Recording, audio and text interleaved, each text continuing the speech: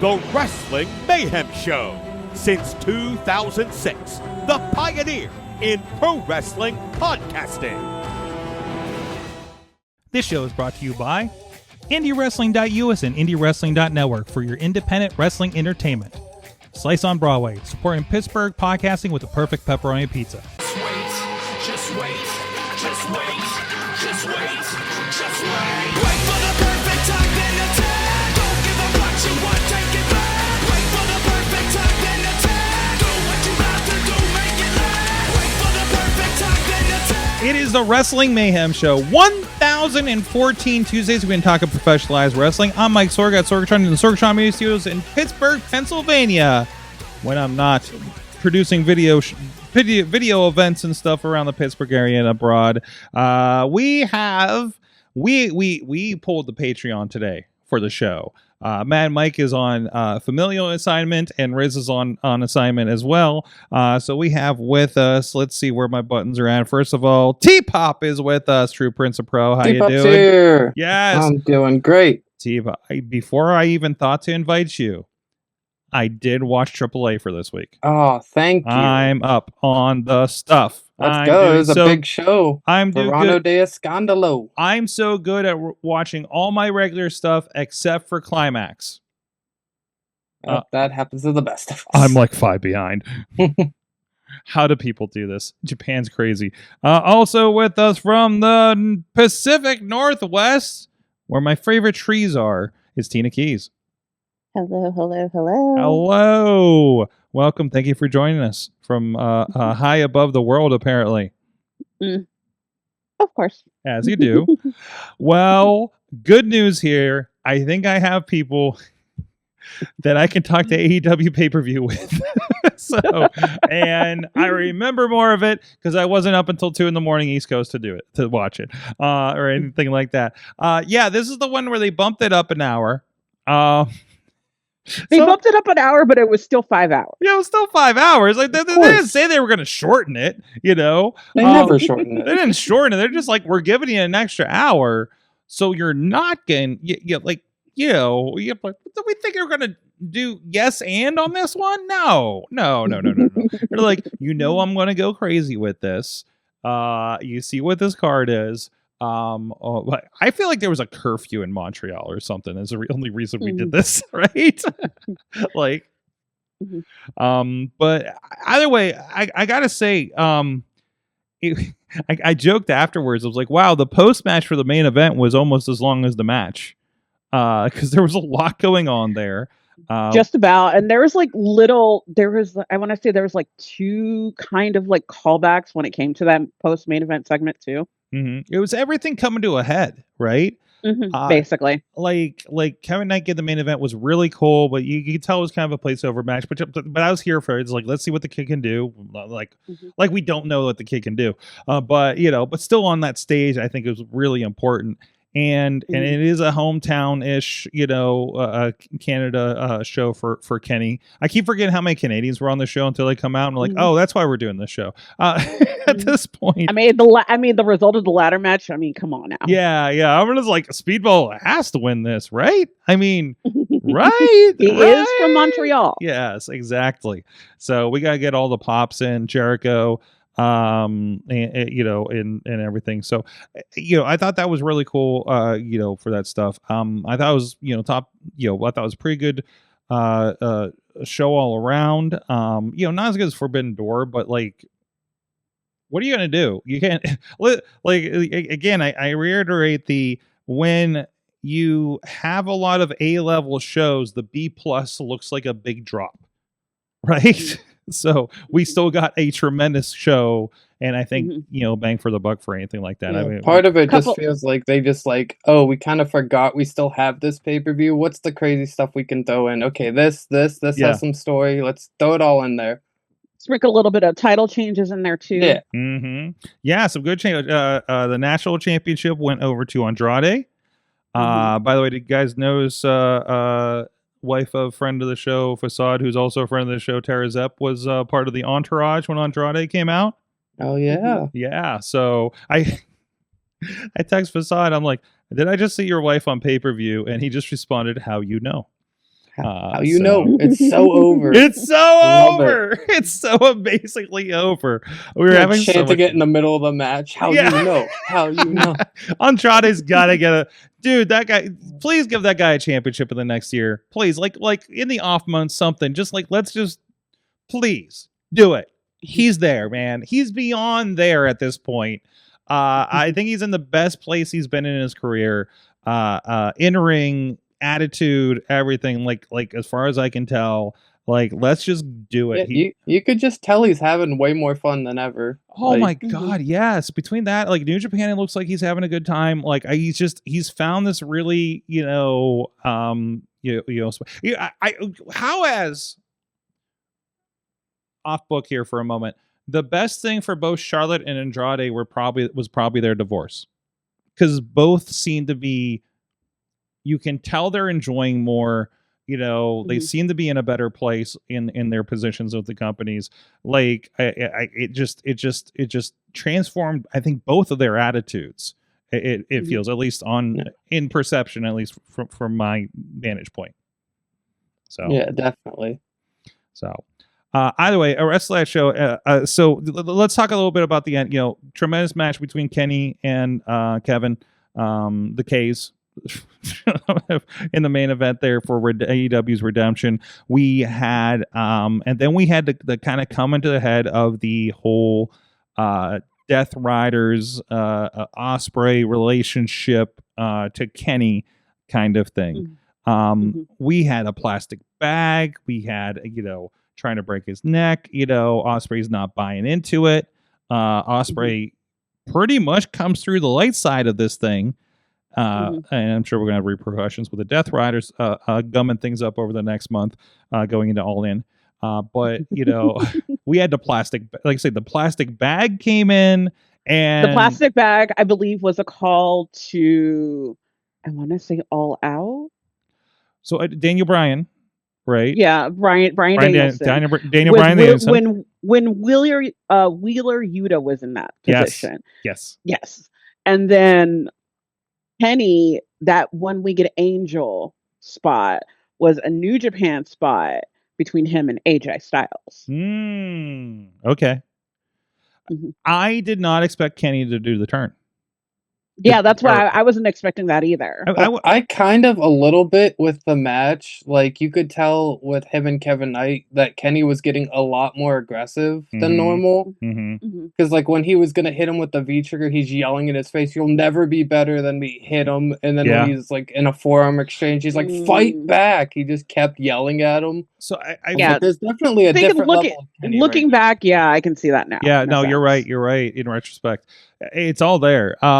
I feel like, correct me wrong. I remember when they had their last little kind of mini feud there in Wrestle Kingdom, right?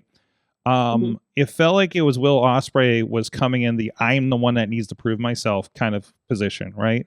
And Kenny's like I need to prove that I still belong here. I've been through all both of them have been through traumatic injuries. And now we're in a position of how are you reacting to getting back on top out of these injuries, right?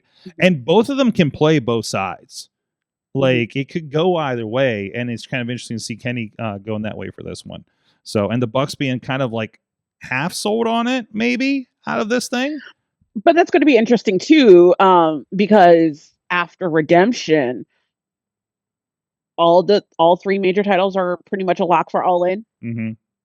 Young Bucks versus Cage and Cope, Kenny versus Will, and then obviously Willow versus Mercedes.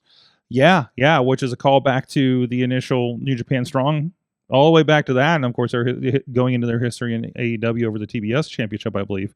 So, and then speaking of the TBS Championship, yes, Maya World, your new TBS champion. Did you see somebody put some breadcrumbs together on this one about, I can't remember their names, but there was a tag team that walked out because they didn't want a job that night.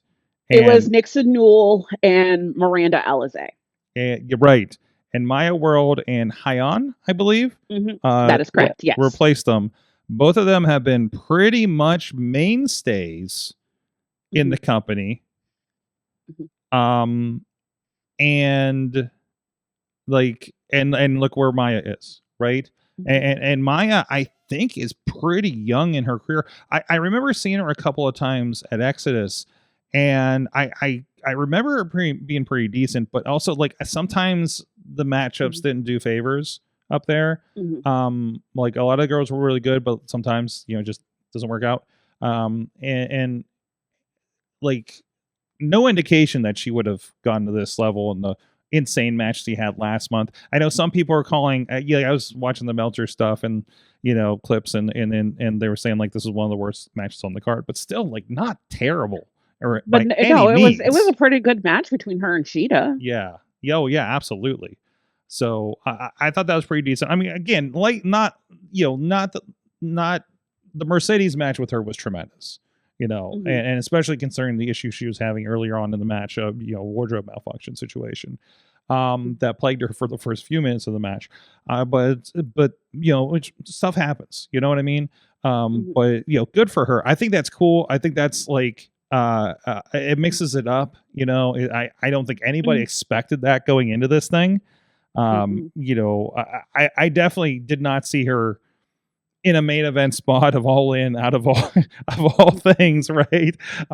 So it made sense that she wasn't going to win last month, but obviously she was a big winner out of last month with that performance. So good on them for just, you know, kind of rewarding people that really kind of step up in a situation like that. It's just riding the hot hand too. It's like that's an easy way to build a star. It's like, oh, you keep doing good, we're just going to keep giving you stuff. Absolutely. There was a note from Podner. Did we really need Jericho on the show? Listen, I like we didn't have Jericho. Hold on, that was Painmaker. That was Painmaker. That was the Painmaker. Right.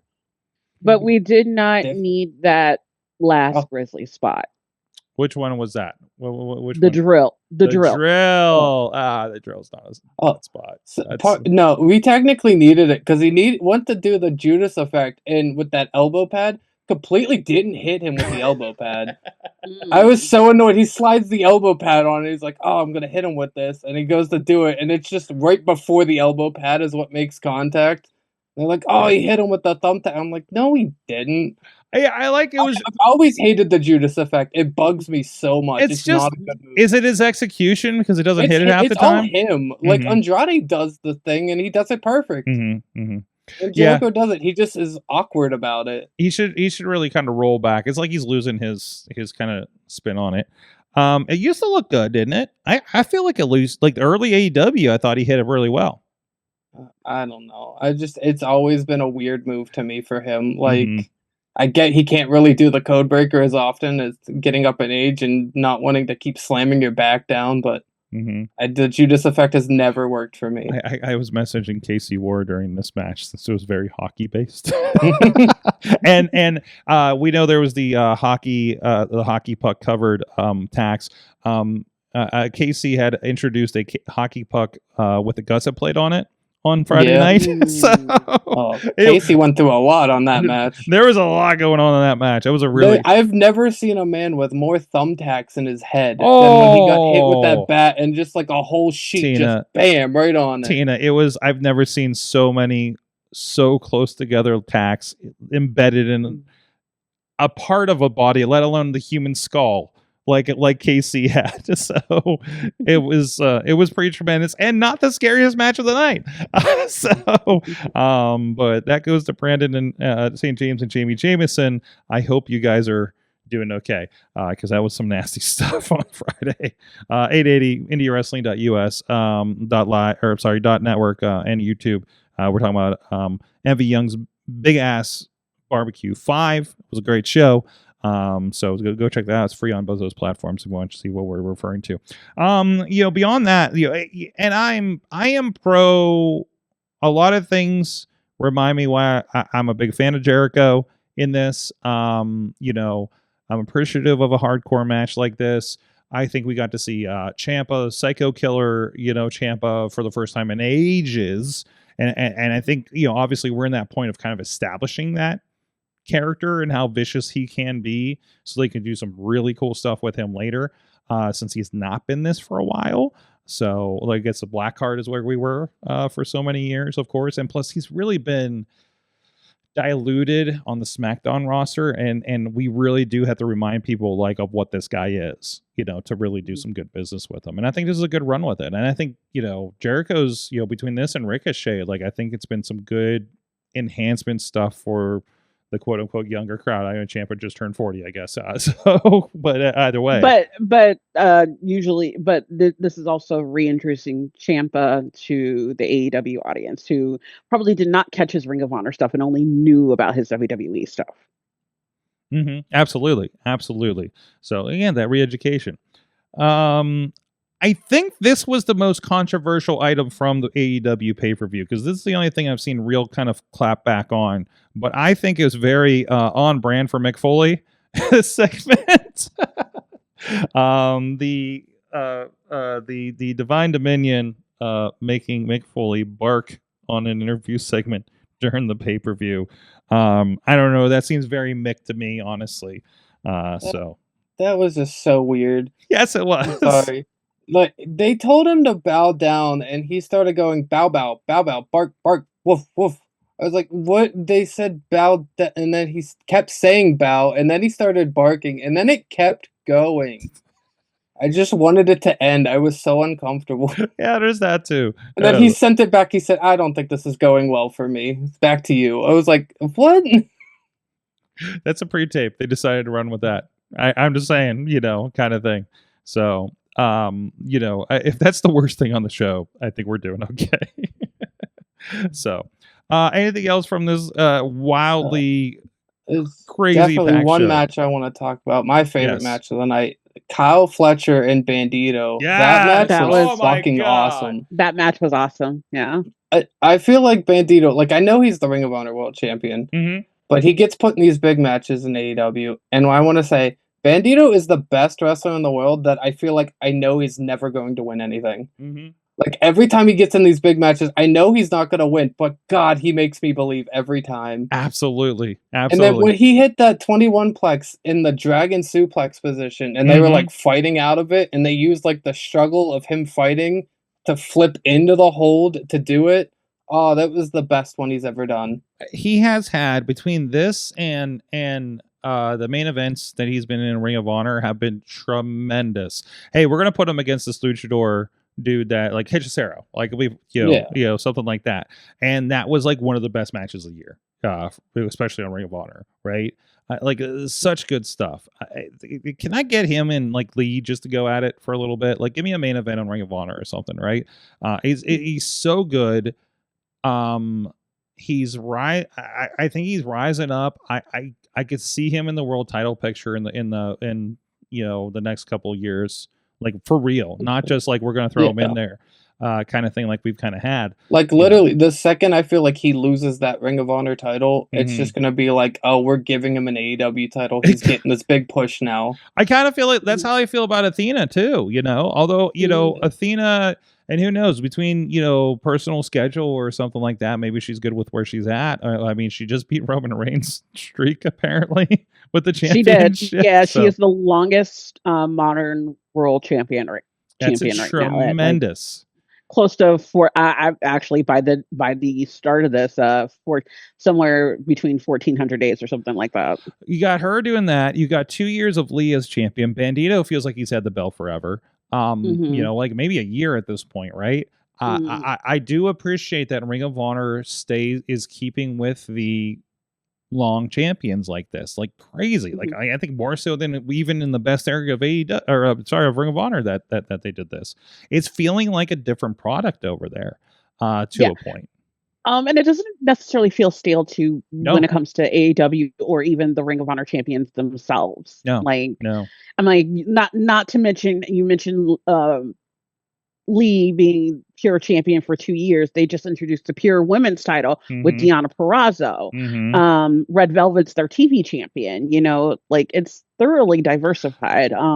Dalton Castle and Outrunners, I believe, are the 6-man tag team champions over there too. Yep. And then you have the conglomeration and the AEW Trios champions. And they They just had a match for against the AEW trio champions. Yeah, like on Saturday. I think, Collision, right? yeah, a collision. It was great. It was quite interesting. You know, it's such good stuff. Let's say Ring of Honor is starting to separate a little bit more. It feels like, and there's another special that just premiered tonight as well. For it, even that studio show. You know, props to whoever that producer may be down there that's working on that. You know, it was an awkward studio show with like 10 people to like, okay, now like it's feeling a little bit bigger. You know, we're not, you know, the space is feeling a little better. Like they're really kind of growing into that space. You can tell it's a studio show versus, you know, hey, we definitely taped this after Collision kind of thing.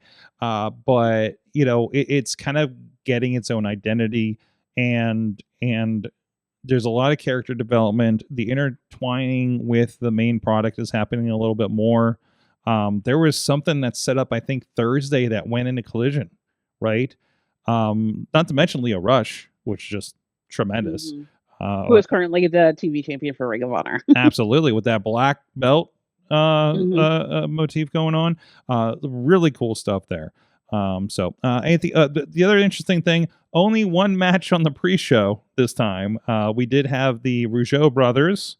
I really wanted a Mountie quote out of Jock, but you know what? Just yelling at the crowd was good enough for me. So I don't know if he was a heel or because he's a politician now. Like, is he like how Kane is to us, to them in Montreal? I don't know. So because I'm insanely rusty on my French, and maybe like I need like somebody needed to translate that thing, man. Like we got whoever doing it down in AAA. You know, we need that version guy up there, please, Tony, don't leave us hanging out to dry for this. We want to know, man, what's going on. So. But before we move on from AEW, there's one more thing I want to bring up from the ladder match because I don't know when else to bring this up.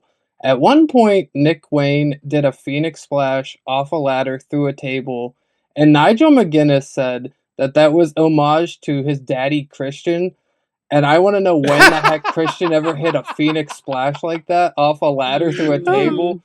Because when he said that, I was dying laughing. Me too. Every time Nick Wayne kept doing something, he's like, just like his dad, Christian. Oh, it's so funny. We were cracking. I was like, I don't remember Christian doing that shit. Like, what are you talking about? I remember I think like Eamon was like, I don't remember Christian ever doing any kind of leaving his feet flip kind of thing ever. So either way. There's also another thing too. So alongside the whole main event segment, I appreciate Calvin Newman and his pettiness on social media. I saw that. Yeah. Tell everybody what's up with that. So because of the whole Death Riders thing transpired with Will, Calvin Newman straight up at, hey, do you need our help again? Because Will essentially kind of like turned his back on his like United Empire buddies to join the Death Riders. So yeah, that's right. Because they came in to help him out for a minute, and then like he turned, kind of did the turn thing. So yeah, there's gonna be like one thing I like about AEW is they're really good about consequences. I think you see this in WWE when we talk about anybody that even touch the bloodline, right? People are like, hey, I remember like you weren't good a bit ago. What are we doing now? You know, that kind of thing. Or nobody forgiving you know, Americano when he came back, right? Chad Gable. Yeah, you know, so like we have these long memories now and we're not just doing things for the most part. Like it's very, very, very cool. So but yeah. So, hey, a lot of good stuff there on the AEW pay-per-view. Please let us know what you thought, what you think going on. And, of course, these guys don't stop. They announced a bunch of stuff, including, I think, Speedball's getting his TNT Championship match on Wednesday on Dynamite. Diamante. No, not Wednesday on Dynamite. Next Wednesday. Next Wednesday, Grand Slam Mexico. That's right. Grand Slam Mexico. They have a crazy schedule. So they have and then speaking of Dynamite tomorrow night, maybe, I don't know. Am I pointing wrong? Please somebody tell me. There. It's somewhere there. Oh, near sold out at the Masonic Temple. I'm familiar with the Masonic Temple. I went to Hallowicked with Insane Clown Posse at the Masonic Temple. It's a good size. I'm just saying. I mean, okay. Just some people may be free that day. Did you see? People may be free that day. That's what I'm. Did you see our? Well, no, you haven't seen because you guys aren't on our Slack. But our good friend Harcam Frio, he does some video and photography up there, right? And he had the opportunity. Oh man, where is it at? He got the photograph. I have the picture. Make sure he got to photograph the Odyssey Machine Guns band over the weekend. Oh, so Frio, I hope you're there at AEW. I hope you have a good time there. Glad to see you're having a good time there. We haven't worked with Frio for a while, but you definitely see a sticker every week on 880 when we do the check-ins with commentary on the back of the TV. So you're here with our hearts. So. Anyways, hey, also in our hearts, thank you guys so much for supporting us on Patreon, patreon.com/Wrestling Mayhem Show. A lot of great stuff going on over there. Of course, you get like the ad-free version of this show. And we try to drop some extra stuff in there every once in a while, or as much as we can. It's getting tough. But you do get that. You're going to get the Wrestling Mayhem Show Sorgstock coming up here for as a free stream, as we're going to put it under the paywall initially here for everybody else. So that is a part of that. And also you can get, we haven't set up the official thing, but the managers at least are getting free admission to the Sorgstock show, the Wrestling Mayhem Show Presents wrestling show coming up later this month.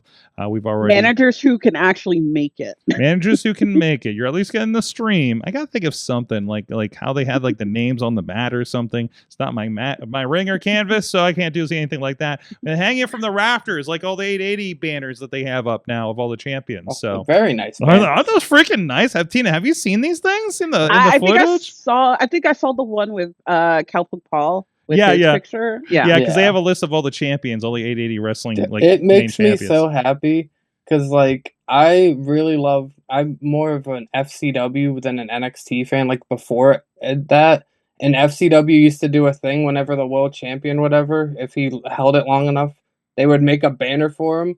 So in the little warehouse, there'd just be giant banners of Lucky Cannon and Bo Rotundo and all this stuff, and it always made me so happy.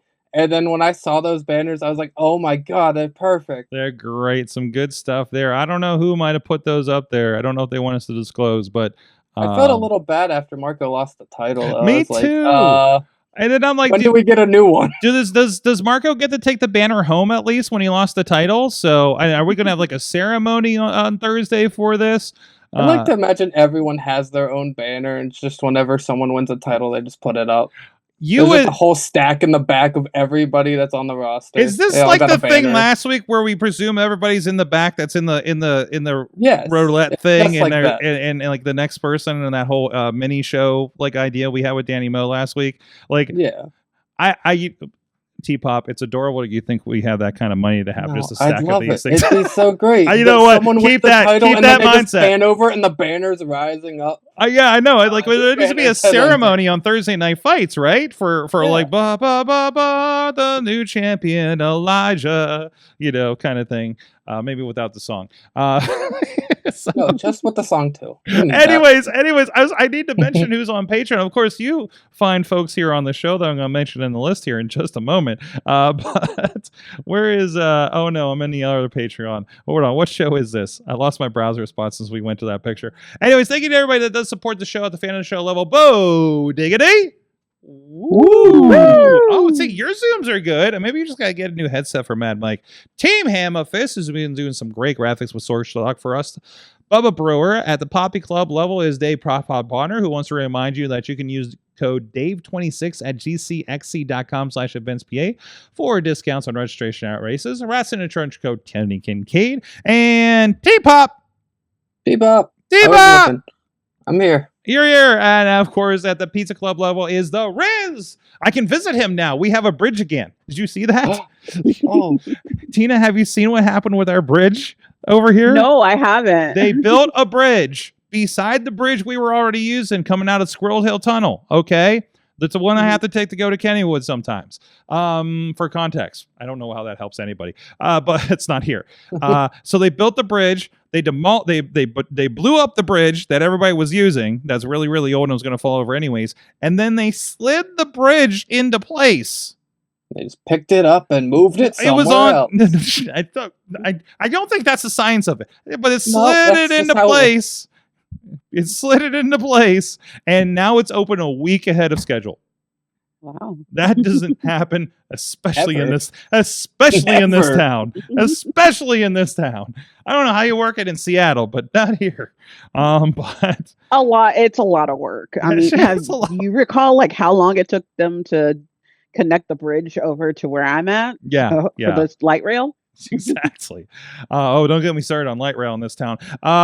Anyways, the Riz, Justin Cleaver at the manager level is Tina and Bradley, who there's a fun video on our social media on the reels of Bradley and Megan Nelson on the silly slide at McSummerfest this past weekend. What? And trying not to claim a kid.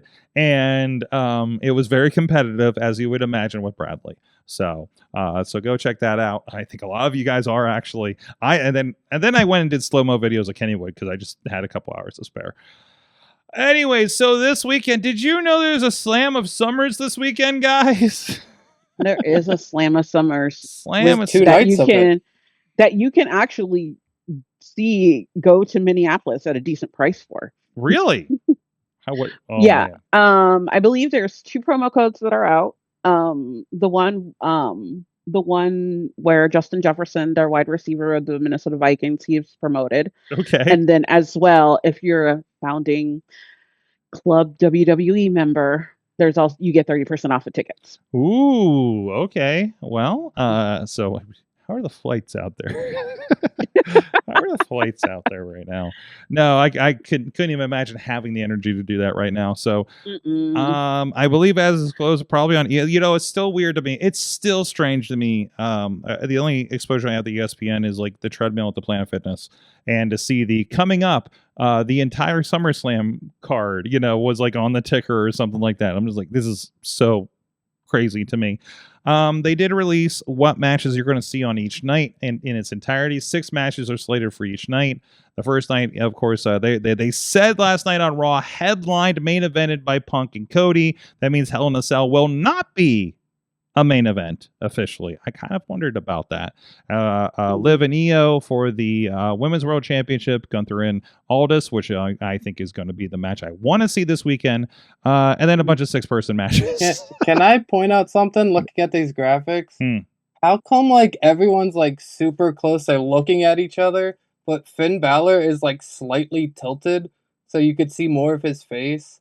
That really just bugged me looking at all these graphics. Like everyone's staring directly at each other. And Finn Balor, you could see way more of his face than everyone else. Like Sammy's looking down at him. Somebody, you could totally see that. Yeah. Somebody didn't get the assignment when they were doing the pictures, kind of thing. Let's see, night 2 we're gonna. Everyone else has a face off. He's just like, I'm gonna look over here. Look how intense Danhausen is. That is the Human Monies on a Pole match. We're gonna have off rip. I think night 1 is better than night 2, but that's just night me. 2 sucks compared to night 1. Oh wow! Wait a minute, you got a ladder in terms of matches that matter. 3 of those matches, well, 4 they seriously could have balanced it out a bit more, certainly. Kick one of the 6-person matches over to night 2, maybe at least. You got Penta and Gable. Penta and Gable is going to be a big one. Yeah, that matters. Roman and Seth matters. Everything else on that show is just like tricking Corbin. Corbin just shows up. Somebody had a graphic up that showed all the graphics of Baron Corbin at SummerSlam and says that Baron Corbin has had a different gimmick every time he's been at SummerSlam in a match. That's an impressive run. There. Exactly. That's a super run there. And I don't even I think I watched SmackDown. I don't even remember Baron Corbin being on SmackDown this week, and he's got a championship match. Baron Corbin wasn't on this week, but he was on last. Yeah. No, wait, Soda. He he had made an appearance after the cameras was off, but it was on social media. Oh, okay. Yeah, they're still filming it like it's a 3-hour show. Oh, okay. Yeah. You're just like And the it's rest. not, Like, the rest oh, is we don't on. have the time for this. Corbin, do something. You gotta get on there. Everything. So maybe that's a version of the that concept, the backstage what didn't happen concept. Yeah. But it's like literally like, oh, what did we get bumped for time? Just fucking do it for social media. Like it's the thing. Do a version. Yeah. Do like do a version for social media. You're fine. But that's gonna be headline with Reigns and Rollins. I get it for that being a main event, I guess, for night 2. So again, probably a hot take. I think Punk and Cody should have been night 2 main eventer. But I think it's kind of the hotter one, right? Yeah, that is good. definitely. Yeah, I mean, how many times have we seen? I ain't gonna hold you. How many times have we seen Roman and Seth? Yeah, but Punk, Punk had a bad night the first night last year. So at the Roman, Just a tad bit. Dude, like remember last year was both of them had surprise drop-ins because we got that and we got the Brock return with Cena.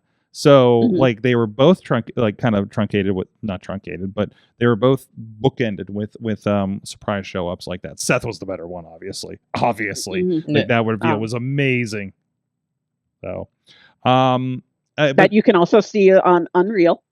Yes, you can. I'm reminded of it. Well, it was one of those watching Unreal, and then like there's like an angle, and I'm just like, I feel like I was watching it from that angle in the arena or in the stadium, right? Kind of thing. So either way, it's a nice remembering kind of thing. SummerSlam tickets are close to Raw tickets were here. Oh, jeez.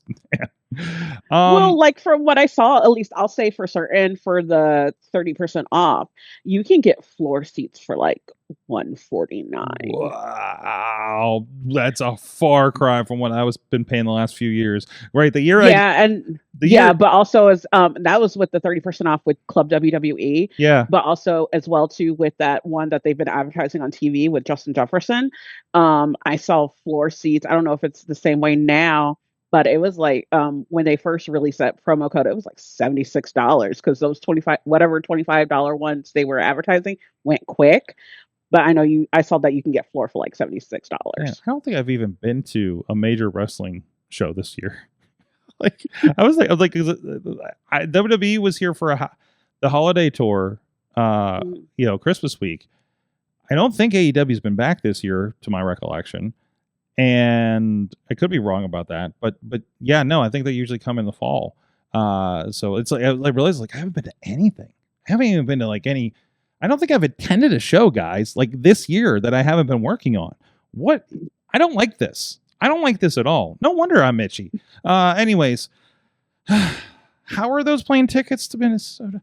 We have a ladder match for the.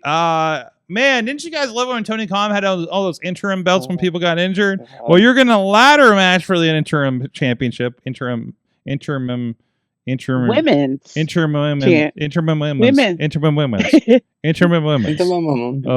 give me a second with this. Hold on, let me get some more coffee. Okay. Interim women's championship. Thank you. That's why we have you to get that straight. Ladder match. It was going to be interesting.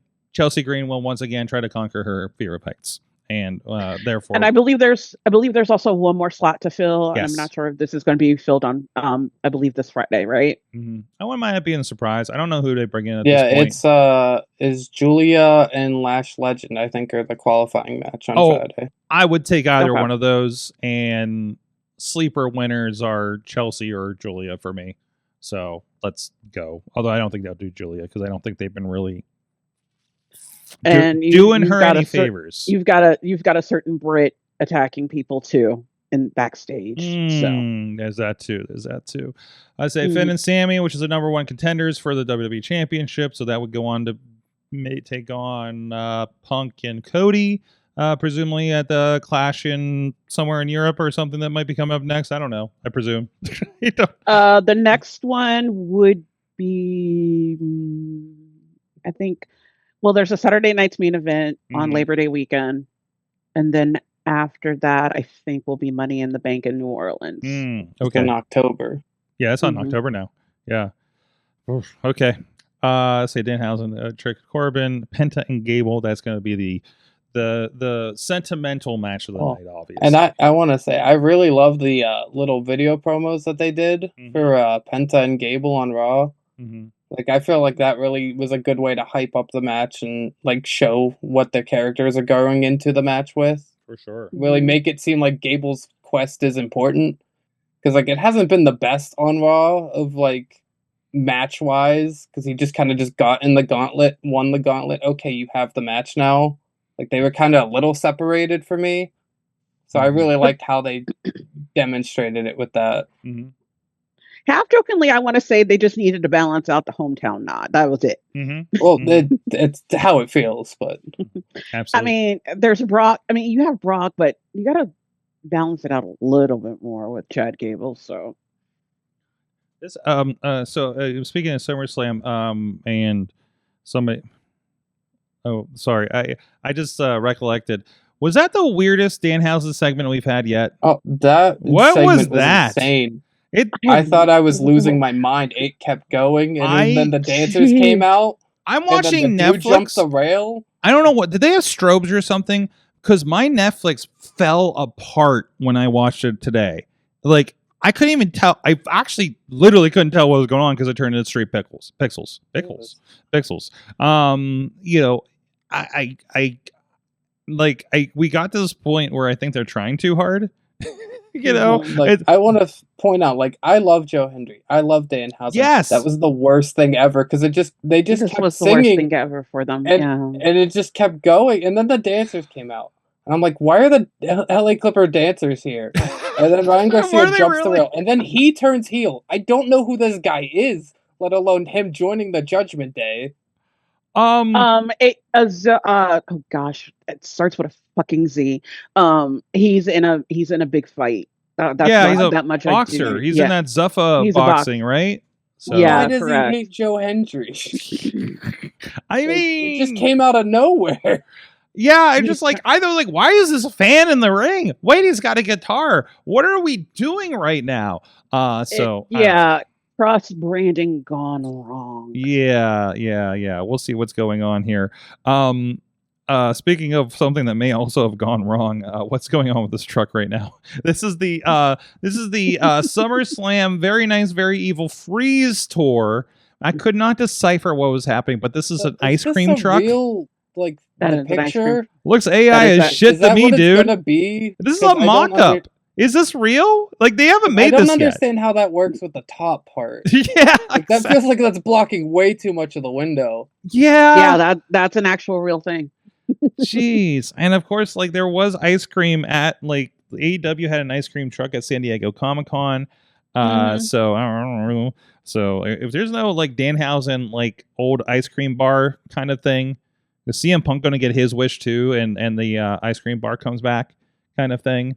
So practically, I mean, like the ones that AEW, not to obviously compare, but the ones that AEW did, at least the ones that they had brought for San Diego Comic-Con were actually pretty cool looking, so yeah, because they were like shaped like them and stuff, right? So like, yeah, I believe so. Like Orange Cassidy's glasses, the AEW logo. There was like a Ricochet one. Yeah, Ricochet and Kyle Fletcher even had one with his glasses or something. So they were making bold comments in the video with each other. So it was cool to see them all over the place too. So yeah, serving those popsicles to fans too. So that was cool. Absolutely. So we'll see how that goes. Hopefully somebody gets a picture of that thing. I don't know. It feels like a mock-up that's not going to happen to me because it seems too impossible. Like, who did this shit? Kind of thing. Sorry, but also going to Comic-Con route to Larry has been re-immortalized. Yes, the Dracula bat. Because I think there's a Dracula CM Punk, and there's the bat is Larry, and CM Punk found out on stage. Yes, so that and also AJ with her figure too as well. Oh, I watched the Unreal when they talked about his dog. My dog was having a little bit of a health issue last week, and that was like some really bad timing. So, but man, Unreal's heavy at times. Let's see what else we want to get into here before we go to a break. I want to stay on the WWE news, I guess, for the moment. If you were good news and slightly uncomplicating you watching your WWE stuff, I got a couple of notes for you. First of all, if you're a YouTube Premium subscriber, which means like if you subscribe to like YouTube Music, you have this. That's how I have it. So I don't have commercials and stuff. That's why I watch YouTube all the time. And this will now include Peacock. I presume this is going to be the commercial version of Peacock, but that also means now you don't have to worry domestically without a VPN for watching Saturday night's main event. And also Dungeon Crawler Carl when it comes out in a year or two. So that's why I'm excited. Also, go watch Twisted Metal while you're at it. Samoa Joe's in it. Just putting it all together. They do have a couple other WWE contents, and if you want to watch SmackDowns that are more than 30 days old, go for it, pal. Because they're still doing that over there. Also related, CW Sports, including NXT, will now be included in ESPN Unlimited. So this will NXT still on CW, the television channel. My question will be, not that I'm affected because I do have ESPN Unlimited through some connection. I do wonder if for the rest of us, we'll still be able to watch NXT on the CW Sports YouTube. I kind of think we will, but we'll find out here in a couple weeks when this thing sets in. So there's a heads up for that. If you don't YouTube that, you're big on the ESPN Unlimited. For other things, in general, just know your NXT will be in the mix as well, which means that NXT is now a thing, and which means how many of those girls are now Disney princesses now? That's my translation for that. That's an important question. That's the important question. I'm trying to remember anybody from that roster at the moment, and they completely blanked. So either way, Lola Vice is a Disney princess. I remembered one. Yeah. Give me a AAA nod for that. And then Does finally, that make Mr. Iguana a Disney prince? Man, is he a prince, or is he just the comedy relief animal character? Is it like Tangled, where Rapunzel had the little thing, and that's just Mr. Iguana? I was Lola Vice. Okay, we're from different eras. Come on. I'm thinking I'm thinking Zazu. I'm thinking the dragon from Mulan. I'm thinking. Iago. Is Mr. Iguana the Sebastian to Lola's Ariel? Oh, okay. Yeah, no, I like that. Let us know who's a Disney princess or prince out of AAA or NXT. Yeah, I guess he would. Yeah, Iguana would be on NXT from time to time, so we would count. But I don't know. Mr. Iguana's everywhere. Here you go. And hey, if you miss, you're mad because you can't watch old Raws from back in the day. Good news. Archive.org has you covered. In fact, I found the Raw 30 special on this thing. So it's a little weird because a little bit of everything is on here. You can get in here, and if you really want to go read old issues of, let's say, Raw magazine on here. So this is something we talk about a lot over on the Awesome Cast. But yeah, they do have a lot of. Oh, hello, Sunny's Secrets. Hello. Ooh. Okay. What is their secret? I can speculate, T-Pop. Anyways, but yeah, there's a lot of old magazines in here if you want to flip through some of these. Hey, there's some old Sean and Breck kind of stuff. Dude, there's a lot of stuff.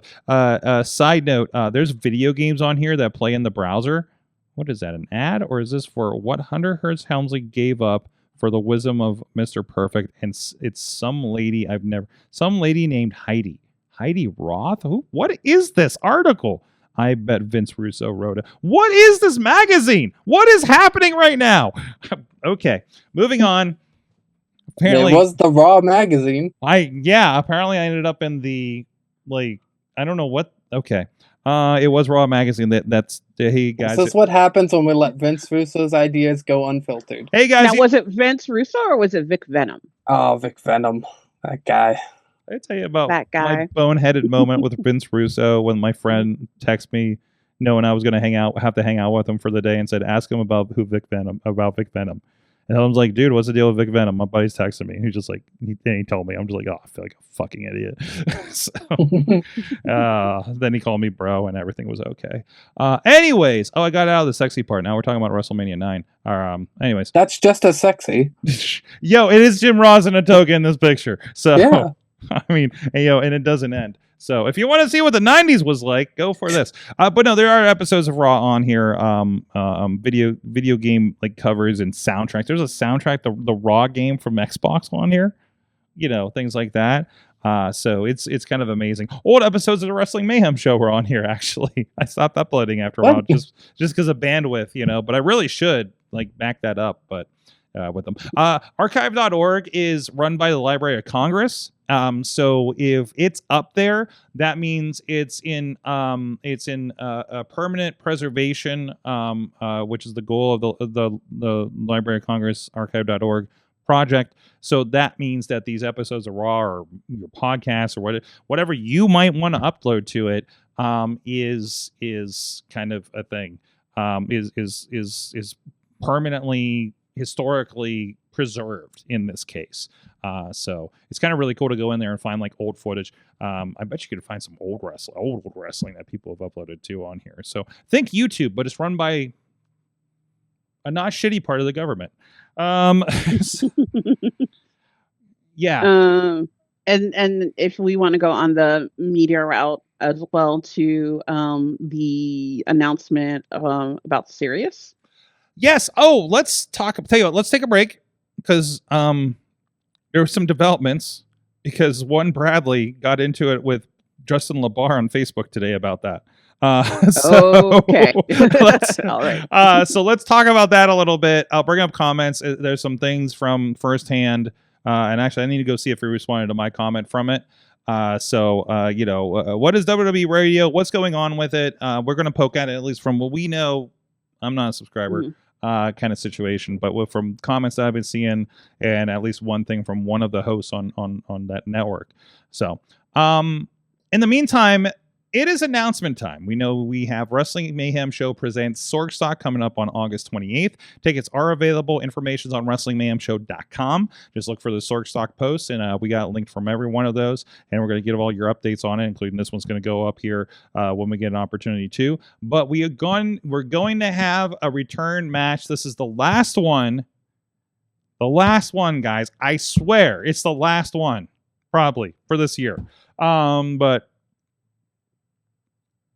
it happened the first time. Riz stunned people. It wasn't a match, I guess. We had another match. Riz was indoctrinated in the Department of Jocks. Now everybody likes the Department of Jocks. So now it's getting really weird, and it's not like a problem. But either way, we're going to have, once again, the Department of Jocks versus MDMA in a back-to-school match. So sharpen them pencils, kids. We're ready to go. So we'll see what happens there. Of course, the Department of Jocks, the current 880 Wrestling Tag Team Champions. Both the teams are ripping it up here lately in 880 Wrestling around the area. So that is the next match announcement for this. Stay tuned. We're going to be announcing matches. And of course, this is in addition to, you'll see on the break, if you're with us on that version of the show, Beastman and Gory in a bite-off match. The negotiations on the rules for this match are, let me say this. There's something on the table for this match that was not on the table when we were about to do it last time. And we only canceled that match the morning of. So if we do this, it's going to be something. So a lot of going on. Tickets are available now over there. Hop on that. And we'll see you guys up at the warehouse there at the end of August for Sorgstock, returning after near 20 years. So, and with that, speaking of which, you're going to see that little preview and everything on the video version of this, or you'll be right back if you're with us on Patreon. We will be back and talk about that news after this. Just wait, just wait, just wait, just wait, just wait. Wait for the perfect time, then attack. Don't give up what you want, take it back. The people want to know, when is Sorgstock returning?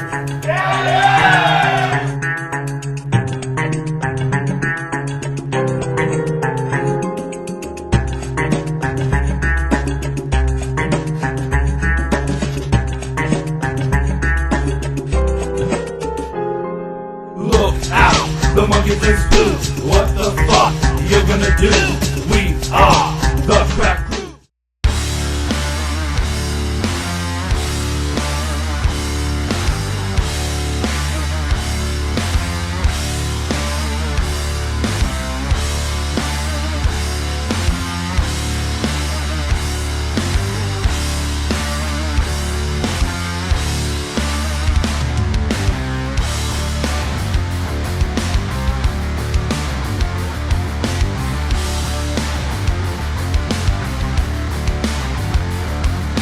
For social media, video production, and more.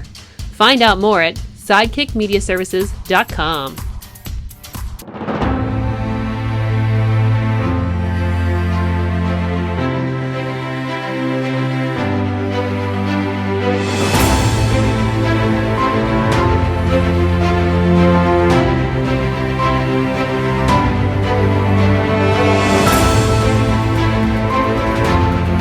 I'm Eamon. I'm Merlin. And we're a gay. And his NB. Are you a reality television connoisseur? Do you like it discussed from an LGBTQ lens? If so, A Gay and His NB is the podcast for you. Hear us break down all your favorite guilty pleasure reality shows from Bravo, Drag Race, and just about everything in between.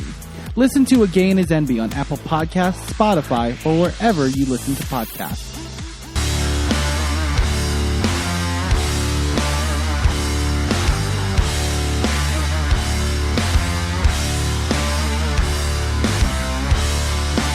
Wrestling Mayhem Show. We are still here with Tina Keys. Hello. Hello from the West Coast and T-Pop. Hello, I'm here. Didn't leave. Tina, I got called out a couple weeks ago. This isn't the tease that we had before, but I had to mention it. I got called out because we were talking about the time shift for the AEW pay-per-view a couple weeks ago, and I think I got called out for being acting like ours is the only time zone situation, which I'm sure you can relate to. Listen to us every week here. I don't know what you're talking about. Like, seriously. that sunlight you got there? That is sunlight that we have. Oh, that's not a bright camera light or anything like that. That is the actual sun in the sky. Well, it's dark as... Hold on, let me look out here. Nope, can't see shit. Okay, there we go. And it's 7 p.m. Oh, boy. Well, you're going to have your breakfast all in next week, so I'm trying... You know what? I try to be conscious of everybody's situation, so I want to apologize for that. I'm still going to joke about your breakfast wrestling, though. But brunch... It's a wonderful... Listen, brunch and body slams. I mean, come on. It's a wonderful world. Yeah, I've lived it. I've been there. I was in Portland. I forget what pay-per-view was happening. I'm like, oh, this is beautiful. God, where was I for? I was in Texas for WrestleMania, right? Oh no, that didn't work out because I had to. It was too early. I didn't get off work the site in time, and we had to time shift everything. But whatever. So you want to start any WWE program late, anyways, to start skipping the commercials too. So don't start. I would say at least wait the half hour to an hour starting any WWE PLE on ESPN if you want to just blow through all those commercials and not spend. I mean, God, it's time. Man, it's like I can watch this in 2 hours instead of 3. Let's go, So it's only 6 matches. There's only 6 matches, guys. So I don't know. Anyway, speaking of WWE, radio is a thing. So this is taking over I think it was like Pro Wrestling Nation was the channel over there. Of course, everybody's heard of Busted Open at this point, but it's got several others, including apparently our old friend of the show, Justin LaBar, is a part of that as well. So our friend Bradley was also, I think it's just interesting that this all happened on this, he's not even public. Bradley had this. If you're a friend with Bradley, if you're fortunate enough to be a friend with Bradley, you saw he had a little bit of a rant about this situation. So obviously, Busted Open and these other things cover all of wrestling, including AEW and other things too. So now if you're I kind of joke that, oh, does this mean we're just going to run the Stephanie podcast and Undertaker now and butt all these people out? So they're still going. Allegedly, the again, I've not listened to these things, but the word is, at least from the first day, that there was not a lot of talk, if any, about the AEW pay-per-view. So there are allegations of people saying, well, you're going to take the WWE's money and something. Listen, I can almost guarantee you the people that are on this radio station are not getting a raise because WWE's on it. But Justin did chime in here, and I'll paraphrase a little bit. I don't want to direct quote him since this was kind of, on a comments and stuff, but basically like making the point, like there is a lot of kind of knee-jerk reaction to this kind of thing. You know what I mean? I mean, this is business, it's whatever it is. And a good point there. If you're somebody on that channel, and now you have like the WWE like logo by your show and what you're doing now, and have that backing. Like as a media professional, you can only be so lucky, right? To be even backdoored into this kind of thing, or by association or anything like that, right? So, does the programming change in the near future? I don't know. I would worry about that personally. Would they be putting more of their, like the immediate thing in my head is you take that podcast content and you make it on the channel for the podcast, or bring the podcast over to the channel for content fill. So again, not having much knowledge. I'm not subscribed to Sirius. I have not listened to these shows on a regular basis. I just see the clips online like most of us do. Tina? So I was going to say, first things first, there is I believe on Busted Open, I don't want to quote necessarily what happened, but there will be a host that won't be on there, obviously, for that particular reason. I believe there's also a couple of things about their nightly programming is like where the podcasts come in, like your Codys, your Stephanies, I want to say Logan Paul's too, as well. For those of us like yourself, Sorg, who does long drives, and you would like to watch a pay-per-view, you don't necessarily have to worry about that because they will have play-by-play coverage. Yeah, I believe it's with Vic DeJoseph, but I'm not quite. Don't quote me on this. Vic Joseph and Booker T. Booker T will be doing the PLE like play-by-play calling. Yeah. And not to say these shows won't be critical or anything. So you got Busted Open listed, Not Sam Wrestling with Sam Roberts, Off the Ropes, which Mark Henry and Tommy Dreamer. It looks they do have Nick Nemeth mentioned on here as well, but I imagine they still use him with that agreement with TNA. Yeah, he put up a video saying he's still going to be on. So I imagine, I think, and by the people that we're probably not going to see, I know Thunder Rosa contributes a bit on there. Is there? I believe. And like I said, I you might want to check your sources. I believe she's not going to be on there, but okay. I can't be. Yeah, she said something about it. So I mean, it's sad that you're going to have that disconnect, but like I think it's unfortunately understandable with this kind of thing. Like listen, my AEW.com started a radio station. You know what I mean? Let's go ahead and do it. Or at least bring your podcast in there or something like that. So, but general.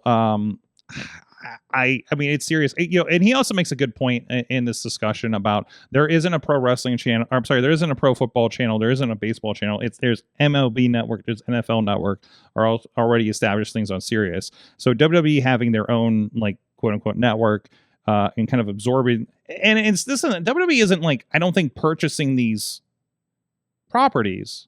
They are licensing their name and some of their content to Sirius as part of this deal. Like that's the play. And that's been the play. Yeah. Like that's been the play with ESPN, with Peacock. Yeah. Since the defunct WWE network. They've or at least I would say Nick Khan in this case, I think was kind of like the driving force behind it. Don't quote me. But like licensing instead of like going the more expensive route with having a network or essentially and whatnot. So I mean, yeah, don't trash these guys, for doing business. You know what I mean? I got friends that work in radio here locally, and they got to deal with whatever the corporate stuff has going on, and still carve out a pretty good niche for themselves. Including Mark Madden, by the way, who's still our drive home guy here in town, which is wild, right? So can't tell me this ain't a wrestling town. Oh gosh, Mark Madden. Oh fuck's sakes. I remember him. Yeah, he works one hill over from me every day.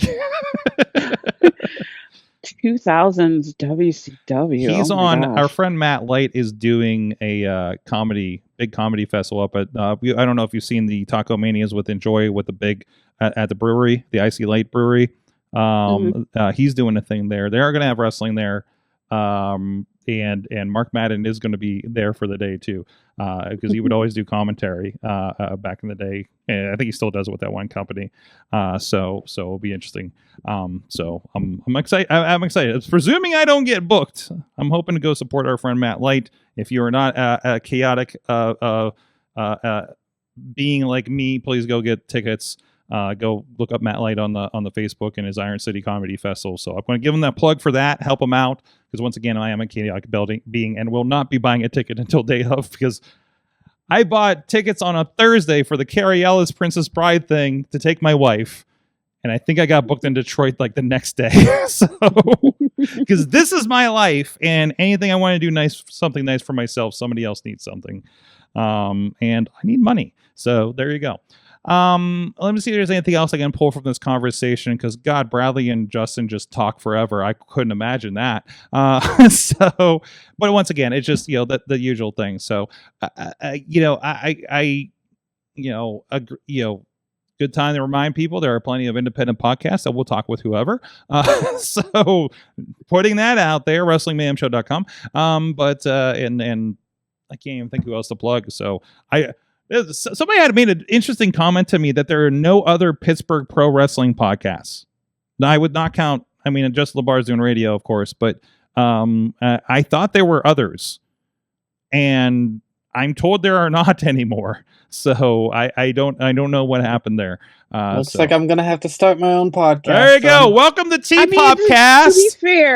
To be fair, and I am not from Pittsburgh in any way, shape, or form. No. I think Sorg just kind of like built a high ceiling when it came to that. But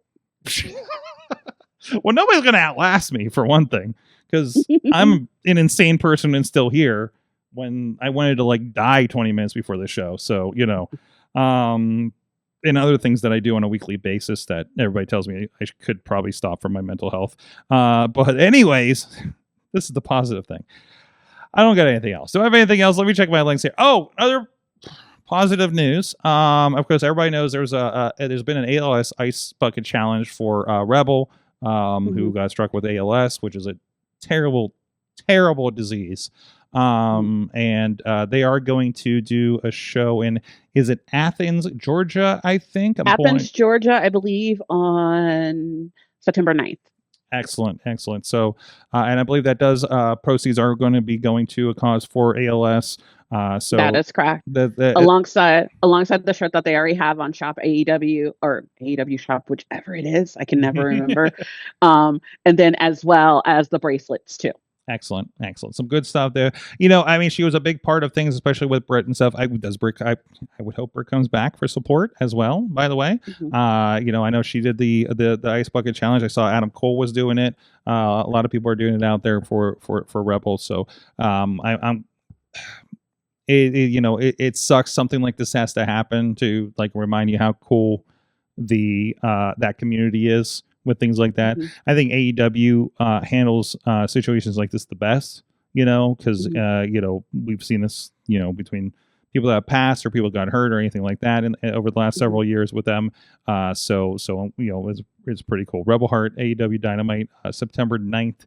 That's going to be in Athens, Georgia, at the Atkins Ford Arena. So there you go. Anything else I'm missing? Oh! Hey, T-Pop. Hey, yeah. What's going on in AAA? Oh, so much going on in AAA. We had the first night of Verano de Escándalo, which translates to the Summer of Scandal. Okay, they kept saying that, and I'm like, is this really what it's called? Yeah, it's a great name. I love it. So we had 2 matches this week. We had Mr. Iguana and Lola Vice defending the AAA Mixed Tag Team Championships against La Hedra and Laredo Kid, which was a very good match. Surprise finish that La Hedra pinned Lola Vice clean. Woof! It wasn't really any sort of issue with it. Lola Vice took out Laredo Kid, turned around, bam, got dropped. And there's speculation that Lola Vice's time with AAA is coming to an end as she's wrapping up in NXT and potentially getting the call up to the main roster. That feels right. Isn't she going to be doing an NXT Underground here? Yep. In the next Yep, couple against weeks? Kendall Gray for the women's title next week. Nice. And then in the main event, we had Dominik Mysterio and El Grande Americano versus Los Perros del Mal. Can they coexist? Daga and Angel was the mystery partner, which I feel like they left it as a mystery. They really shouldn't have. Just tell me Angel's there. Yeah. Which it was fine because their finish as a tag team is a callback to Hector Garza and Hijo de Paraguayo's finisher, where Angel Garza pulls him up in a slingshot over his knees. So El Grande Americano's resting on the knees, and Daga comes off with a double stomp. And there's like a picture going on online of Hijo de Paraguayo and Hector Garza doing it, and then them doing it. So that was really cool, like the history of the group in that moment. But Dominik Mysterio, that son of a gun. El Grande Americano was going to make that tag, and Dominik he left him. High and dry. Dominik Mysterio said, and I listened to a podcast he did after that event, and he said, "Do you think I would have forgot that El Grande Americano shook my deadbeat dad's hand back in the day when they were a team?" So he's never forgotten that. Wow. But the thing that was the biggest shock of all, at the end of the episode, Dominik's walking up the ramp, and out comes Omos and Dorian Roldan, who's been threatening to sue Rey Mysterio for like 3 weeks now because Vikingo got injured because of Rey sending him to SmackDown. Yes. Dominik Mysterio has now joined the El Ojo faction going into TripleMania. What is El Ojo? The I. El The Ojo. I. Thank you. Yeah. So there's a lot of good stuff going on down there. It's exciting times, especially with the NXT Heatwave AAA double shot show. Then they have 2 nights of TripleMania. And then they have NXT and AAA Worlds Collide, right? Yep. Good There's stuff. so much going on. I'm really hoping for at that Heatwave NXT AAA double shot thing that we get, because it's right before TripleMania. I really want Dominik Mysterio and Omos versus El Grande Americano and Rey Mysterio. Let's I go. don't know how they're going to do it because Rey is the boss, and Yes. it's a little too soon to be like, hey, you're getting back in the ring for us. Yeah, but he was like, But I want it. he was in the ring on Monday. No, but he's not in the ring in AAA. He does his little Oh, media okay. blitz. He goes in the Okay. back and talks to like 7 Yes, microphones. he does. I skip those. I'm like, I can't read this much. I'm done. I feel like I'm the only one who looks forward to him every week. Really? Sometimes it feels like it's just like Oh, the most man. nothing thing. You know like what? one week they asked him like, hey, so what's Octagon Jr.'s injury status? And he's like, oh, he's a long way to recovery, but he'll always have a home in AAA. He's not going to be back for another year. Because like that's how bad his injury was. I'm like, my why did God. we have to ask him this? Like they try to make it seem like it's an actual press thing. And then sometimes he just comes up and he just says what he wants to say and leaves. Like no one asks questions. Can I put an And, like, aside when to he gets that? up and leaves, he's like, Hold hey, Ray. I'm like, he's left. Stop asking him. Listen, well, press works differently in Mexico, apparently. So this reminds me of this thing that happens on TNA every week. The injury report that happens. Yeah. Have you seen these? Like, Yeah. if sometimes it's just like, I don't know, she just had a match and we're gonna check her out.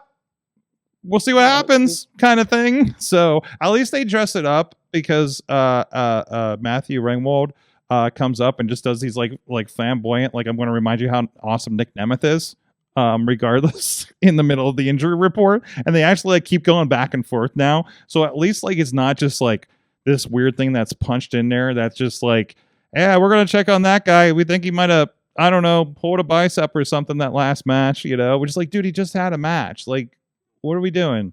Kind of thing. But, you know, and it's sponsored by AMC, which is the channel they're on now, and not like an outside sponsor now. So it's just like, okay. That's just them telling you, like, hey, please sponsor us. Yeah, Like, to get exactly. A something little else bit. here. I don't know what that's like, having sponsor breaks without any outside sponsors. But, you know. But one more important thing that you would have saw if you would have watched the Rey Mysterio media blitz. because that's what I call them. They don't have a name for it, but I you call watch it the Media it. Blitz. You watch my it favorite so thing. we don't have to. Oh, it's the best. Penta is coming back to AAA on August 15th. Yes. And he specifically, Ray mentioned, because of Los Perros del Mal, Mm-hmm. he used to be in that group. Okay. So I think in TripleMania, there might be a Perros del Mal versus Lucha Brothers match. Because they were supposed to team up before, and then injury stopped it from happening. So I don't know how you factor Penta in if it's not for that, but Rey Fenix has the Cruiserweight title. Mm-hmm. So I don't know how we get there, but like I want that because I've been wanting this Lucha Brothers reunion for so long. Mm-hmm. It kind of makes sense that it happens in Mexico first to me. Yeah. You know, why not? I think it's going to be the hottest there because I don't think people have taken to Phoenix as much as Penta, obviously, in the States. It's getting a little better now because, like, I feel like Dragon Lee was the prototype that they learned of. If you just let a luchador do awesome stuff, he's going to get over. Because, like, they put him with AJ Styles and they were having crazy matches, and now, like, people cheer and get excited when Dragon Lee's on. They've had Rey Fenix defend the Cruiserweight title on multiple episodes of SmackDown. And it's like, okay, we're building something here. Like, just keep letting them do good stuff. Let them cook out there, right? That's the lesson. That's the real lesson. Jeez. Let them cook. Anyways, hey, speaking of cooking, let the slice cook. I got a message this week from an old friend of the show, Zach Rain, professional wrestler. Oh, wow. Haven't heard that name in a while. I know. Neither did I until he freaking messaged me. I don't even know if he's still working. I presume he might be in Central PA or something. But has not been on my radar for a while. I've lost track of Central PA. I think it's still there. He says something to the effect of, I accidentally found myself in a slice on Broadway. And it was a good pick, kind of thing. So I'm glad that we put that in the back of his head from his time here on the show. Slice on Broadway, New York City style. Yins are made, Beechview, Carnegie, East End, and the North Hills, and so many more locations, and so many other things they have going on. That's not pizza, amazingly, between Tim's Corner Market and I can't even remember what the fancy restaurant is that they have down there in Carnegie, PA. But go check them out. Our good friends have been supporting us for, God, it's going to be 2 decades in like before I know it. So thank you guys for supporting Pittsburgh podcasting with the perfect pepperoni pizza. That's why no other podcast has survived. They haven't had a pizza sponsor to keep them going. That's what I learned this week. Pizza is the fuel to podcast. It kind of is. Like, literally, it's like one less thing to worry about, dude. Like, we were just like, I gotta feed these people, so they'll keep coming from the studio and these guests, and all I can afford is Little Caesars. And I think it's slowly killing me. But hey, really good thing. So, and it's great to support a local neighborhood business here. So that's been here for a good while. So, guys, time to find out, what did you learn from wrestling this week? Who would like to go first? Okay, I got this. So what I learned this week, it's been 2 weeks now, that Maple Leaf Pro Wrestling's Mayhem show, the weekly show that's on my AEW, it's becoming one of my favorite shows to watch every week. Oh, do I have to add another show to my list? It's a very well-produced show. Yes. Like, they do great video packages to introduce you to the new characters. Like, they did one with Danny Luna on the last episode, where it was, like, her in Subculture just going around the town. She's talking about how important it is to make a name for herself before her match. And they did the match. It was so well done. The main event, Johnny TV and TJP, was a very good match, which I think you would appreciate this. Half the match, they were fighting over Johnny TV's meta glasses and showing the footage from the camera. Oh my God, yes! Oh, that is awesome. All right, I'm so sold. At one point, TJP took them, put them back onto Johnny TV, and the camera cuts to that one as TJP's punching him in the face. And Mauro Ranallo is like, if you ever wanted to know what it looks like to get punched in the face, now you do. So these are free to access. You just have to have a sign in at myaew.com. Their episodes are only 44 minutes because these guys are on TV in Canada, so that it's TV format. Man, don't hold me to this, but maybe he's not the ongoing, but I think the producer for TNA, I think he's worked on this, so it wouldn't surprise me. So, but I thought I follow him on Facebook and see where he goes. I'm like, oh, he's working on a show, kind of thing. So that you might have some cross DNA kind of happening there on production wise. So but it's just such an easy watch. Like it's one of those like how I love AAA. It's like a comfort food watch where it's just like you're watching it and it's like you don't get mad. It's just this is a good match. Okay, on to the next thing. Yep. This is good. Yep. I mean, and that's kind of where I put Ring of Honor now too, right? It's kind of like, oh, put it on. Like I'm not like, I'm like, I gotta see Dynamite, I gotta see what's gonna happen, right? Like that. Honestly, Dynamite is gotta be the only show where I'm like, I can't wait to see what they do with this week. You know what I mean? Like to that effect that we used to treat Raw.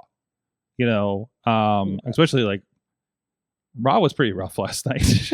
So I watched it today. I was like, what are we doing with this thing? I'll be honest. I turned it off after that Joe Hendry Danhausen thing, and I'm like, I'll watch the rest tomorrow. I'm so glad I decided to put it on at work instead of like taking the time last night. I came home late from work last night because we had a great podcast here, Fishing Without Bait today. Shout out to newrestpittsburgh.com podcast coming soon that we are not working on, but we had a great interview with them. And I was like, if I would have sat down and watched that Raw, I would have like been depressed. That's how I decided to spend the 2 hours left in my day, kind of thing. So, and it was supposed to be their go home show too for SummerSlam. Oh, couldn't you tell by all the video package and interviews that they did? So, jeez. And they had so many matches of people not on the show. Like, I really enjoyed the Javon Evans and Rusev match. Yeah. Ethan Page and Rey Mysterio match. Those were good, but it's like, none of you are on the show. Like, I get we need to, like, do something here, but, like, mix in the people that are on the show. And you have, of course, they're trying to pull in that with that little surprise. Raquel Rodriguez, your new women's Intercontinental Champion. That was the hook of the thing, and whatever they did at the beginning with the Hell in a Cell and the signing. I'm still look forward to the Nick Aldis match the most this week. That's what I'm looking forward to. I'm so excited. I've wanted Nick Aldis to wrestle for 3 years now, and it's finally happening. They teased it with Drew McIntyre. They teased it with Randy Orton. We're finally getting it. His brawls with Gunther has been great. The contract signing was so good. Bro's gonna come out. Back down from him. Bro's gonna come out, and you're like, "Oh shit, he looks like a wrestler." You know what I mean? This is the start of a run. I refuse to believe he's going back to just being just a guy. Tina, what'd you learn this week? I've learned that there's good in wrestling, as what we were mentioning with the Rebel tribute show, and oh gosh. I just miss comfort shows in general. As we were mentioning with AEW Dynamite, that seems to be my like wrestling comfort show, or just like one I can't wait to see what happens. Basically, that's the one I feel bad if I found myself on the phone more than paying attention, because it's like, oh, this is worth, like, it's the one that's like, this is worth paying full attention to. Right. And then also on a personal note, as I think we touched on these before, like teenage, like I'll even say preteen Tina would be like joyfully gleaming for joy to see all the most of the female champions that AEW has had right now. AEW and ROH in total. Oh, absolutely. I saw that list. That's tremendous. So that's really cool. Yeah, cool. What did I learn this week? Oh my God. I learned that finally in Vibes, I got my revenge on Brandon St. James this week. Oh yeah? Oh yes. Do tell. Yes. Ages ago, one 4th of July, at this place called Diamond Beach that looks like a backyard wrestling video game level. You remember this show? That right? show. I'm shooting video ringside. Missy's running the show because it was a weird place. Were you there for that, or did you watch it online? No, I watched it online. Yeah, it was something. You didn't want to be on the couch on the front loader kind of deal. That was crazy. Was he jumping off of it? Of course. Of course, So I'm filming and fourth line's coming out, and Brandon got me with a hockey stick on the top of the head. Okay, I blacked out for just a moment. Looks like my shots were pretty good when I looked back. And he was profusely apologizing, of course, because he's I don't want to blow up his spot, but he's kind of a sweetheart though. But especially when he gets you in the head with a hockey stick. I took the edge of a hockey stick. Is he though? Not after you watch the cage match. He took the edge of the hockey stick right in the top of my head, and I had a big goose egg coming right up in the middle of my head. I say this knowing that it was very scary what happened on Friday night, and I'm so glad he's okay, and I hope he's still okay, and I hope there's no lingering effects. But they started the cage match with him and Jamie Jamison. Jamie Jamison likes to get a little violent, and Brandon does a dive out the door to attack Jamie. Gets hung up, goes straight down, like his feet got hung up or something. It was off camera because I was trying to, not see it coming kind of thing. Bro's got this biggest goose egg right on his forehead. Came right up in seconds. It was almost as bad as the Liv Morgan thing, man. Oh boy, he was so happy when he was showing it to me later that day. So, you crazy motherfucker, both you and Jamie, and Casey and Gory. I'm glad everybody's cool. It scared the shit out of me a couple of times. You can go get scared. Go watch MV Young's Big Ass Barbecue 5 over there. Holy shit. Can't believe we've been doing this for 4 years with them. Especially after how the first one went with the weather, that I'm still around is a small miracle. Anyways, good stuff coming up in the next few weeks. Keep an eye out for the PittsburghWrestling.com calendar and check our friends out. And of course, sign up for the newsletter, IndieWrestling.us. We are sending updates out as we get information on live shows kind of going on here.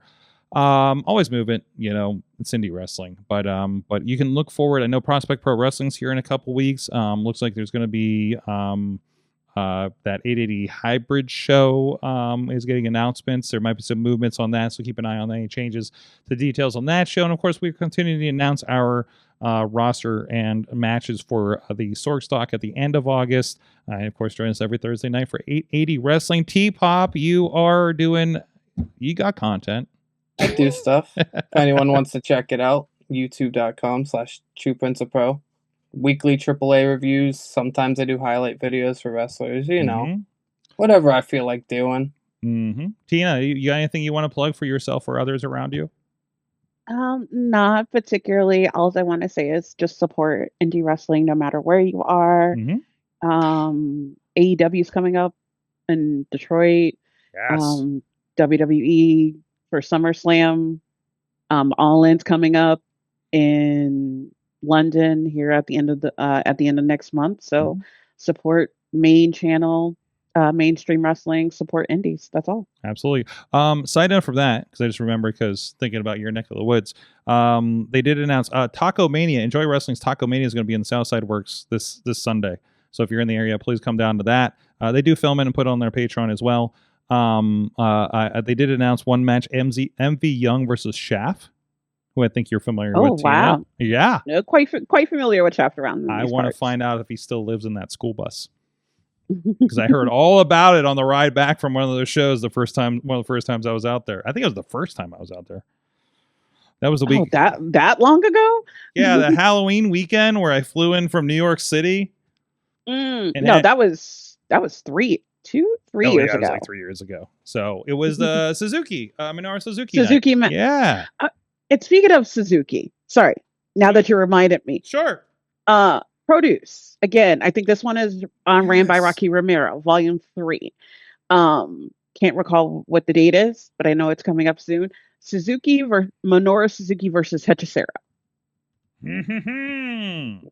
By the way, I believe one Beastman is on that show as well. So I believe so. He worked the last one. Yes. With him and Marco Stunt. Yes. Oh my God. These are there's a package on my AEW for all of the like 6 of the shows. Like this is the 3rd one coming up. Of course. Man, I'm thinking about it. it's like these like on paper. I haven't seen any footage from any of them, but like $90 you can get the first not 4. I think it's like 6. There's like 6. There's 6, but like these ones aren't volumes. There's something else. I don't know what the difference is here. Yeah. Those are those are volumes, and then as well too. Unless I'm not sure if the other one other one is included that they announced, but there's another one. I believe in September in the Los Angeles area, co-produced by the Dogs. So David Finlay, Gabe Kidd, Clark Connors, they'll be doing one as well. Yeah, too. so the listing here is Volume 1 with Josh Gresham, Volume 2 with Lee Moriarty, 3 with Rocky Romero, 4 is going to be Janellesaurus Rex, something like that. So that one's going to be co-produced with Joey Janela and Megan Bain. Oh, okay, and then Produce presents Pro Do It from that was for 2 days ago, and Iguana Kaida and Action present Dean Sunday School. The Dean thing was something that they had put on Honor Club in the past. So I believe that is I think that's a memorial show, if I'm not mistaken. I could be wrong. I think so. Could be possibly. Yeah. So, and of course, Action Wrestling's all over this too. So that's really cool. And our old friends at Warrior Wrestling, seeing a couple some more matches on there that I worked on back in the day. So that's very, very cool. So, man, my AEW is going to be kind of the thing. And you can get your pay-per-views on there too. So I think they're a little more expensive, but if you do not have, they're about $10 more than if you have HBO Max. So, Guys, thank you so much. Tina, thank you for dropping in. Thank you, T-Pop. I guess I already did the rundowns with you guys, but once again, and thank you. Follow at Sorgatron for everything going on in my neck of the woods, including a lot of stuff here and Talking Tech and our friends over Fishing Without Bait, and follow our friends at Again is Envy. I put out a quick graphic I threw together today. We had an insane spike in viewership on the podcast. To the point where we like doubled our listens, I guess, over on the Sorgatron Media master feed. I know we've had some really great guests on here, but it's not just Wrestling Mayhem Show. It's like seems to be quite across the board. So I don't know where you guys are coming from. I hope you're not bots in this day and age, but something is happening, and I appreciate everybody who's been sticking with us over the years and doing something cool, building something cool, and building the vibe we want to see in these communities. I think is the biggest thing that I hope that we've been able to do here. We got some great interviews, great stories coming up here, and of course, and hopefully still bringing you great wrestling with our friends over at Indie Wrestling.us partners, and hopefully getting back out on the road in the near future too, and helping out some other people do the same thing. So, guys, thank you so much. You have been our Mayhem audience. I